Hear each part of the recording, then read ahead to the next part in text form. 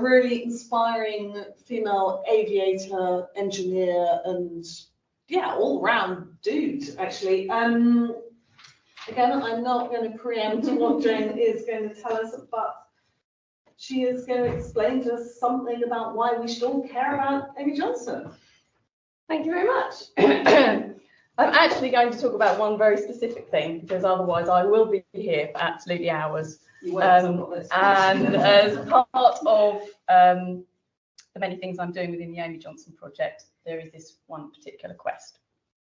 So, how do I just click once we get the tech moving. I'm going to explain a bit about Amy, because a lot of people have never heard of her. So Amy Johnson was a record-breaking pilot of the 1930s, most famous for being the first woman to fly solo from England to Australia in 1930, still considered by many to be one of the most outstanding solo achievements of all time. When she took off for Australia at the age of 26, the furthest she'd flown was from London to Hull, and she'd held her pilot's license for 10 months. It was an insane trip, but despite all the odds, she made it, and when she landed in Darwin, Australia, she was a worldwide celebrity. The world had fallen in love with this ordinary girl that had done an extraordinary thing. So she spent the rest of the 1930s breaking more aviation records, but she wasn't just a flyer. As you can see from this fabulous picture here, Amy was really interested about how aeroplanes worked, and she became the first British female ground engineer, and at one point was the only one in the world. And actually it was probably her engineering skills that got her to Australia, as well as a large dose of luck. So yeah, she spent the 1930s breaking more aviation records, but really was struggling because she just wanted to fly. And as a woman, it wasn't easy during that time for her to be a pilot. She did various things to earn a living as the demand for record-breaking flights was dwindling by the late 1930s. She did a lot of writing and she dabbled in some business and even modelled for Schiaparelli. Luckily, by the late 1930s, she actually secured a job flying for the Portsmouth, South Sea and Isle of Wight Aviation Company, and then war broke out. And very quickly, the organisation was requisitioned by the military, and she found herself out of a job. The only option for her as a woman, because she couldn't fly in combat because of her gender, was to join the Air Transport Auxiliary, which was a civilian organisation attached to the Royal Air Force. And they were tasked with flying aircraft from the factories where they were built to the airfields where the fighter boys and the bomber boys would take them into battle. And it was on one such flight on the 5th of January 1941. This aircraft here is an Airspeed Oxford. Amy was tasked with flying this. Originally, she'd taken off the day before from RAF Prestwick in Scotland, and she landed at RAF Squiersgate in Blackpool because she'd hit some bad weather and stayed with her sister. So on Sunday, the 5th of January 1941, she took off in an Airspeed Oxford from RAF Squiersgate, heading for RAF Kidlington in Oxfordshire, which should have taken about an hour, and she never arrived. About 4 hours after that, a convoy of wartime vessels in the Thames estuary off of Herne Bay witnessed an aircraft come through the clouds, circle a few times and then hit the water. One of the vessels set full steam ahead to attempt a rescue of the pilot that they could see in the water, and unfortunately they ran aground on a sandbank, losing precious time. Now, as you can imagine, it was the 5th of January. The weather was appalling. It was a heavy swell, it was snowing, it was freezing. So the pilot in the water was eventually being brought closer to the vessel, and they actually got to within 5 feet of her, and that's when they realised it was a woman, and she shouted, "Hurry, please hurry." They were throwing ropes out to her. She'd been in the water for about 15 minutes by then, so she was making no seemingly attempts to catch the ropes, and one crew member was hanging over the rubber outer board with an outstretched hand and got to within 5 feet of her when the stern of the ship, which was raised on a wave, came crashing down and she disappeared. She was 37 years old, and the wreckage of her plane and her body were never found. We're going to fast forward 20 years, because I could talk to you for hours about Amy. 20 years later, in 1961, bones were found in the mud in Herne Bay by a young teenager who was bait digging. And speculation began almost straight away that this could be the remains of Amy Johnson. And this is a small selection of the insane press interest, which actually was global at the time that they found the remains of Amy Johnson. Huge amount of interest nationally and internationally as well. So these bones were taken to initially Herne Bay Police Station, and then they were taken from the police station to the Beanie in Canterbury for expert analysis by the curator at the time, a woman called Miss Jean Cook, who called in the help of a local doctor to ascertain the gender of the bones and the age. Their examination concluded that they were the partial remains of the skeleton of a woman, middle-aged but not elderly, and been dead 20 to 50 years. So Amy certainly fitted within that conclusion. The bones were then sent to New Scotland Yard, where they remained for 6 months. It took New Scotland Yard 6 months to come to the conclusion. You can see here on the left is a letter from the East Kent coroner, Wilfred Mell, to Amy's father, who got involved with supplying dental records and so on and so forth, where it says a few lines down that the bones could not be those of your daughter's body. That also, with one of the press cuttings, which reported on the inquest, when the skeleton was first examined, gaps in the jawbone corresponded, according to RAF dental records, with gaps in Amy Johnson's teeth. But the yard scientists proved that, in fact, the unknown woman had possessed all her teeth in her lifetime. Those missing disappeared after death. So you think that must be it. It wasn't Amy. The coroner's verdict was that they were the bones of an unknown woman. But were they? This tiny little snippet in one of the press articles, a theory that they were the remains of Amy Johnson, the air pioneer lost in the Thames estuary in 1941, was not entirely discounted at the inquest on the skeleton. It makes you wonder who said what and why. I think there's a very strong case that we need to reopen this investigation. The key points are there were hundreds, if not thousands, of men that were lost in the Thames estuary over the years, but not so many women. And there were actually only 2 known women to have lost their lives around that time. One was Amy Johnson, and the other was a mother in a boating accident just before World War II.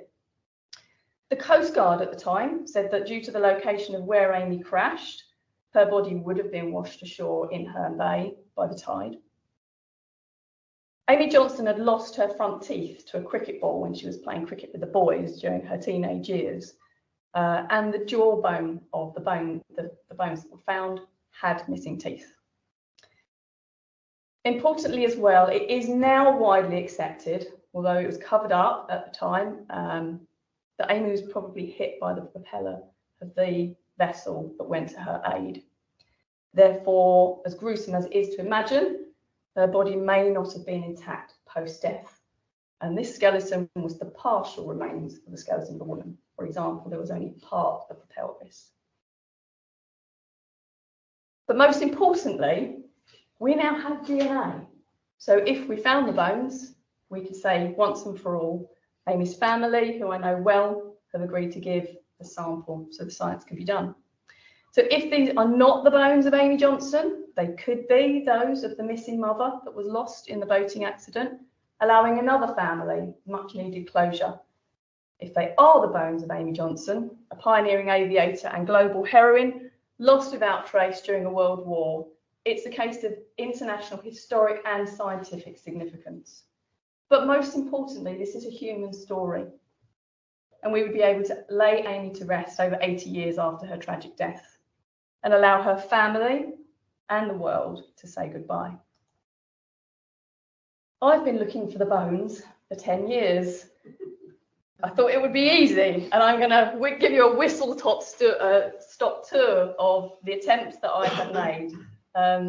So initially, I thought, well, they first went to Herne Bay Police Station, and I approached them in 2015 and was told, we don't have an archive, don't know anything about anything to do with the history. So there was an absolute dead end there. So I approached the East Kent coroner, wrote to them, explained a little bit about it, eventually got a letter back saying they've got no record of the case. In 2017, I managed to get the ear of Sir Roger Gale. He'd heard about the work that I'd been doing and sat down with him and told him all about the Amy Johnson project. And he said, how can I help? And I said, I want to find the bones. So he actually went straight to the Commissioner of Police, the Kent Police, and asked them to investigate. So they instructed a police liaison officer who basically went straight to the East Kent coroner without including me.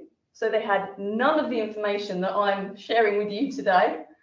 Just some strange, I don't know, I guess they had 1961 Amy Johnson. I don't know what information they had because they didn't include me. And then it eventually fed back to me via a third party because I was excluded from all of the emails that the East Kent coroner had no record of the trace, which I could have told him that at the start. Undeterred, I went back to the coroner, which was now the Kent and Medway coroner in 2019, with a Freedom of Information Act, because everybody said, do an FOI. And then I get a reply from them to say that they're not bound by the Act, so they were unable to help me. In 2018, I contacted Canterbury City Council's museums to see whether the Beanie had any record of it, because there's all sorts of records that I have that show that Miss Jean Cook, who was at the Beanie, was definitely involved. They have no record of this case whatsoever in the curator's diaries, in committee meetings or anything. There's absolutely no record of it, which is odd. So in 2020, I thought I'll do an FOI to the Met Police. You know, that's the next person. That came back with, we've got no trace of the case. But in 2020, obviously I was quite busy during COVID, as you can imagine here, sat in front of my computer. I was introduced to a retired forensic scientist, Catherine Mashisser. And we had an amazing conversation for about an hour. And I just said, look, Kath, I've been told by so many people, you know, the bones, you know, they would have been buried in a pauper's grave. You'll never find them. Everyone's an expert, as anybody involved with history. You talk to anybody, everybody else is an expert in the subject that you're studying. And I just said, just tell me, you know, it's an inquest in 1961. It was an open verdict, an unknown woman. What would have happened to the bones? Now, she said they would have gone to a police archive because they could have been evidence of a crime, which to me made much more sense because clearly something untoward had happened here. Luckily, Kath knew the director of forensic sciences at New Scotland Yard, and I was thinking, yes, I've got my in now right to the very top. And she wrote to him basically saying, there's this amazing mystery and we really need help because we need to find the inquest reports and the reports from the scientists that study the bones. Effectively, he wrote back saying, we're in the middle of COVID crisis. I don't have time to spend on this, which was fair enough. Undeterred, I then decided, I was trying to think further and further out of the box, and I found the UK Missing Persons Unit, which is part of the National Crime Agency. They are tasked with matching unidentified human remains with missing people. And I thought, we have bones, Amy Johnson's body is missing. So I contacted them in 2021, was assigned an operations officer and spent 2 years pestering the hell out of them, being basically told, I'm sorry, I haven't had a chance to deal with this because personal matters, or eventually they just wrote to the Kent Police, which I'd already spoke to. I was hoping they'd go straight into New Scotland Yard or speak to the coroner. And after 2 years of chasing them, I gave up because every time I emailed to say any progress, they were just waiting to hear back from Kent Police. We knew what Kent Police were going to tell them anyway. So I also started thinking, I really just need a police historian, you know, somebody that's just an expert in Kent Police that will be able to say, you know, at that time, at that place, this is what would have happened to the bones. I spent the first 10 years of my career in the London criminal courts. So I know about jurisdiction. I know about if this happened here, that goes there, or that will go there. So I thought that might make a breakthrough. And unfortunately, the person that I needed to speak to there had just passed away, and the people that are running the museum are professional archivists. So I didn't really get anywhere further there. I've just realised I've skipped the Kent archive, and I will go back to that because it's important before I end with the Kent Police FOI. By pure coincidence, in 2023, I was contacted by somebody that had seen me give a talk in 2016 about Amy. 7 years after this talk, asked me if I would come and give a talk for them on their local history, which I agreed to. I was also quite sneaky because I knew that they were in the same building as the coroner. So as part of it, they said we usually like to find an artefact to do with the person we're speaking about. I said, that's fine, just let me know what you find and I'll make sure I've got something sensible to say about it. And he came back with me saying, I'm really sorry, the only thing I could find was an inquest report about some bones found in 1961 in Herne Bay, but it says they're not Amy Johnson. As you can imagine, jaw dropped. So I explained to Mark, well, actually, a huge War and Peace eventually came out as I explained the significance of the document that he found. We agreed it would be the best way for him to contact the coroner on my behalf, because I had tried to do that myself and got nowhere. And it took 6 months for the coroner to decide that they were not going to allow me to see the inquest report. It went right the way up to the senior coroner, and they basically came back and said, no, I'm not allowed to see it, even though the document will be public in 12 years. And my final attempt was in 2023. Everybody has said, do an FOI to Kent Police. So I did an FOI to Kent Police and came back with they got no record of the case. But what they did reveal is that they are actually searching through 22,000 boxes of archive material at the moment. So I wonder, are the bones in there? So in conclusion, the evidence that I've got access to, the press cuttings and letters, is it cannot be relied upon. Everything contradicts itself. I need to see the official documentation. I need the access to this inquest report. Now, I want to be really clear that I'm not calling into question the work of the scientists that looked at these bones in 1961. They had to make a decision based on the information that they had. But we now have scientific methods that were not available in 1961 that could potentially conclusively say whether these bones were the remains of Amy Johnson or not. I think there's strong evidence to reopen the case, which I've been through today. Now, as you can see by my 10-year attempt, logic and reason hasn't got me very far. I've gone round and round in circles with lots of dead ends and brick walls. And I wonder, is it time for intuition and instinct? Some of you may be familiar with Philippa Langley's search for the Richard III bones. Anyone that is aware of that case, whatever happened after they found the bones, it was Philippa's tenacious drive and refusal to give up, despite being ridiculed and mocked at the start, when she had a sense, a feeling, when she stood on the letter R in that Leicester City Council Social Services car park, she had a feeling. And who could have guessed that not only did they find the remains of Richard III, but she was standing exactly on where that body was. When I read the biography of Amy Johnson in 2007, I'd never heard of her. The bones were one line at the end of a wonderful book. But something said to me, they got it wrong. And that something just won't go away. Whenever I try to walk away from this project, something lands on my lap, like the Kent Archive talk that came out of nowhere and we ended up finding the inquest report. So Amy Johnson for me absolutely personifies the theme of this symposium. When I heard what it was, all change. You will never get, another woman who was so for driving change. She refused to accept anything that society put before her if she believed that it could be done differently. And she dedicated her short life to making all of those changes. Place is really interesting as well. She was born in Hull. She died off the shores of Herne Bay. And she went all around the world during her short life. But actually, Amy's place was up there. She was never happier than when she was flying. She said in one of her articles that had I been a man, I may have climbed Mount Everest. As it was, my spirit found outlet in the air. And modernity. Amy was an engineer. She was always pushing for progress for a better world. But interestingly, in her pursuit of a modern world, it was at odds with the wild woman within her, which is something that I'm really interested in exploring.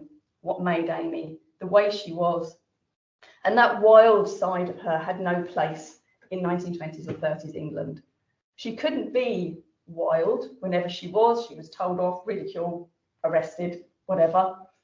So she couldn't be wild, so she did wild things. She took on these insane flights which really, as in older life, not older life, she was 37 when she died, but in the late 1930s, she reflected back on them and admitted then, that she was insane, really, to take them on. And it's actually Amy's wildish nature that really speaks to me and touches my heart.